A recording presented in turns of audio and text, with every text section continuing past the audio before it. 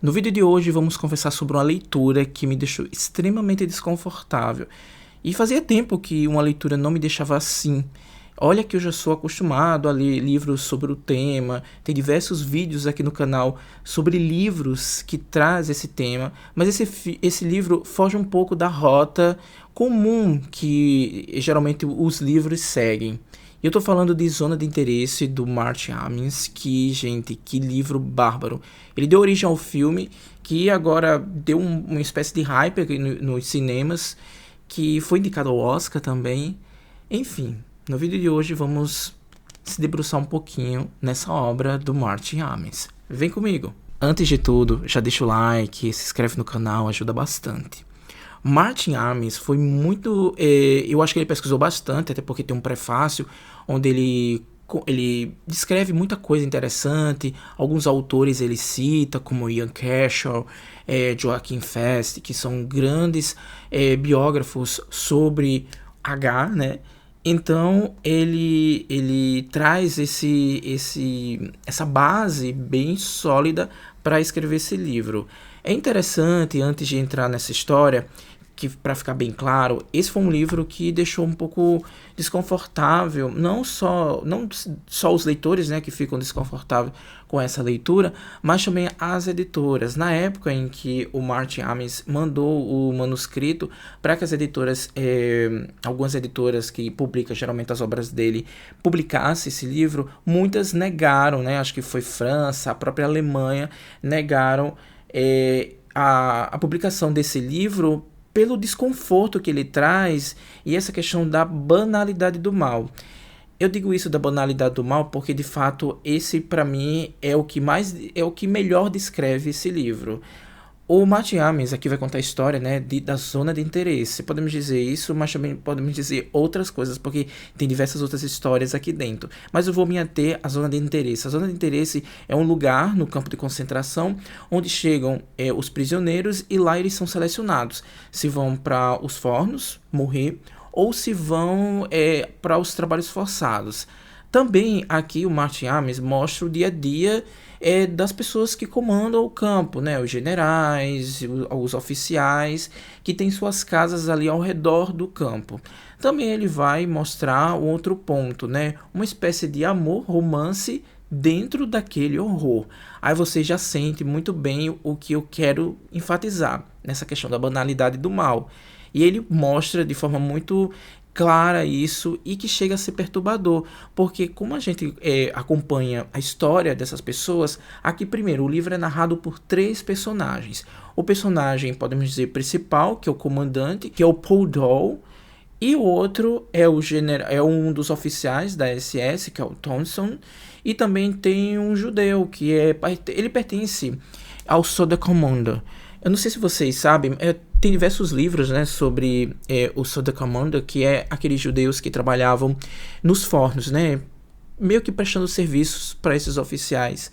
Então, tem esse judeu que o nome dele, até escrevi aqui, porque é bem complicado. Schutzel, acho que é isso. Schutzel.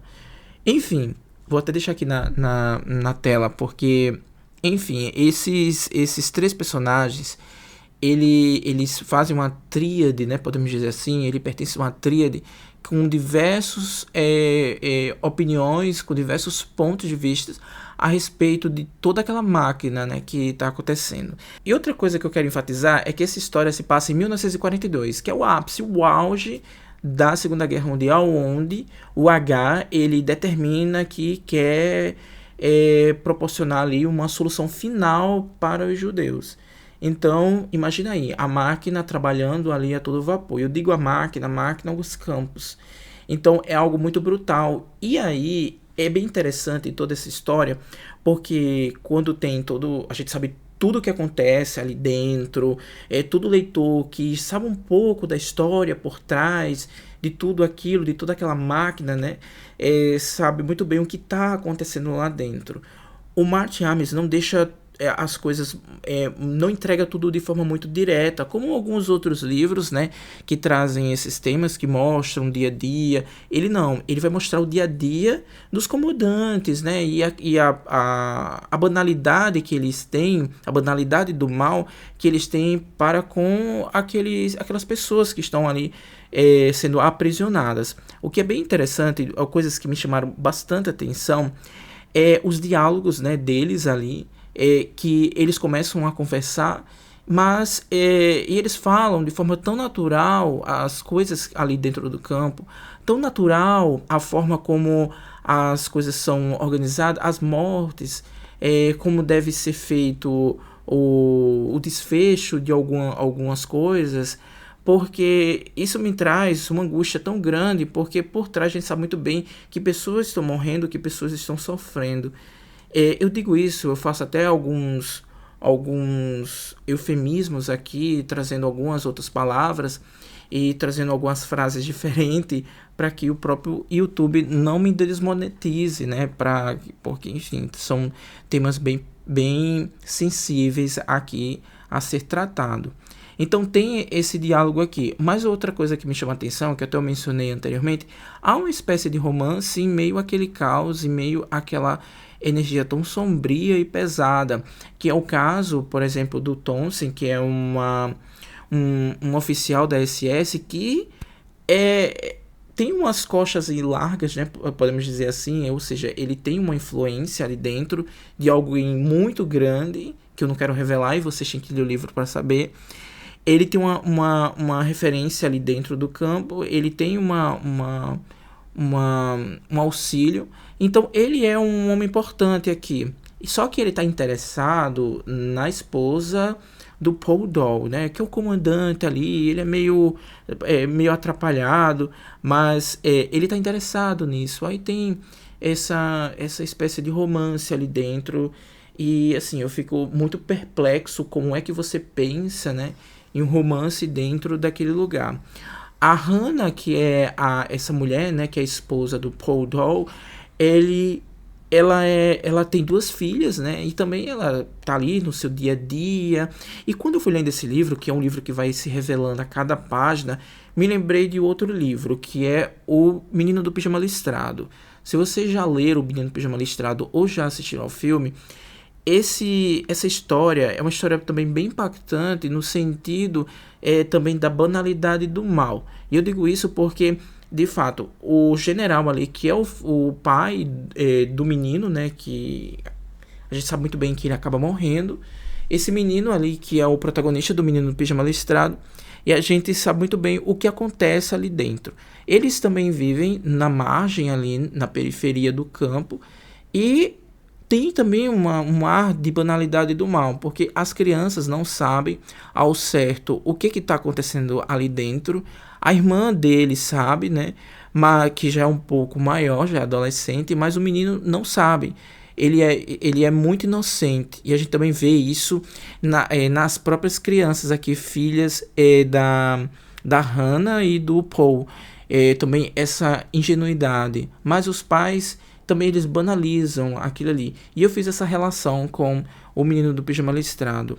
É um romance extremamente impactante no modo em que ele foca muito nessa questão da banalidade do mal, das coisas que são geridas ali dentro do campo, mas que traz uma espécie de snob, né? Uma coisa que incomoda o leitor, porque eles tratam aquilo tudo de forma muito normal, como se fosse de fato o trabalho dele. É o meu emprego, é minha atividade. Ele fica procurando soluções para que aumente, melhore essa solução final, que é predeterminada pelo H.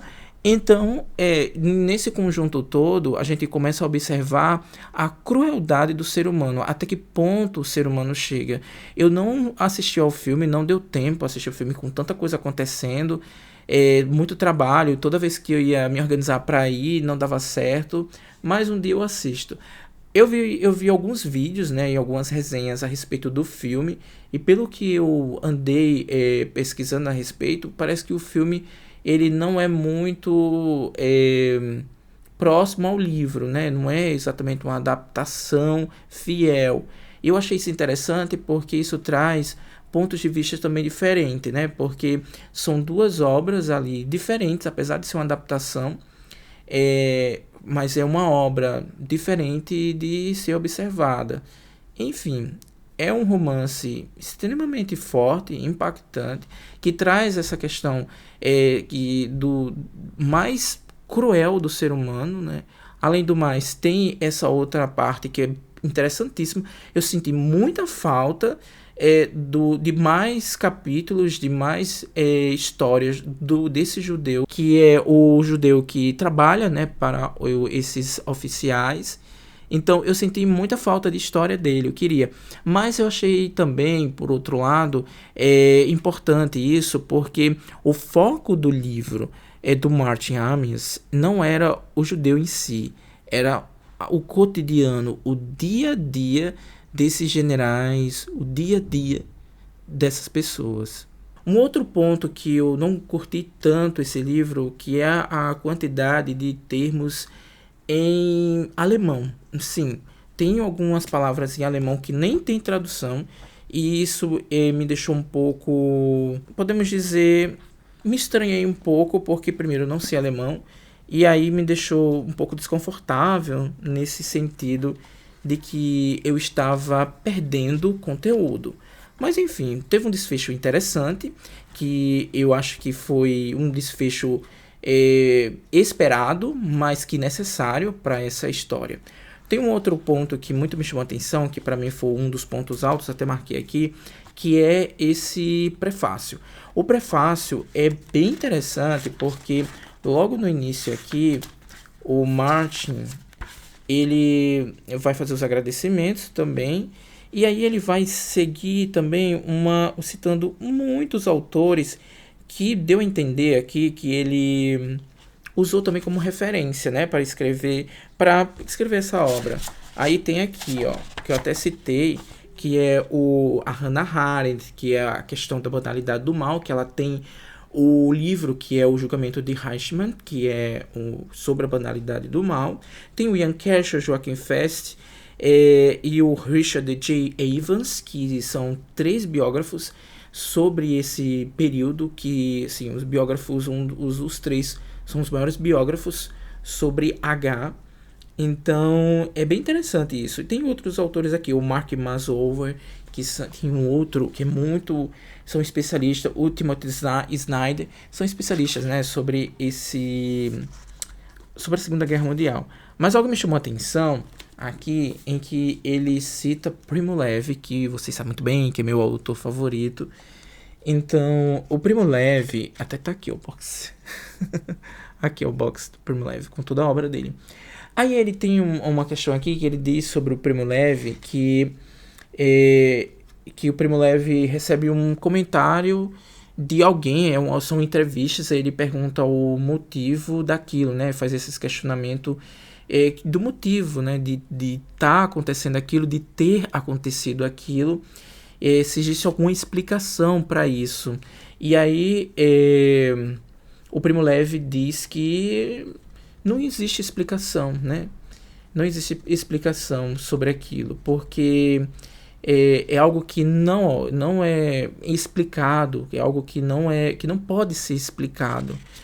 Porque se fosse explicado, né, era como se quiséssemos meio que abrandar aquilo, né, trazer uma leveza para tudo aquilo que aconteceu.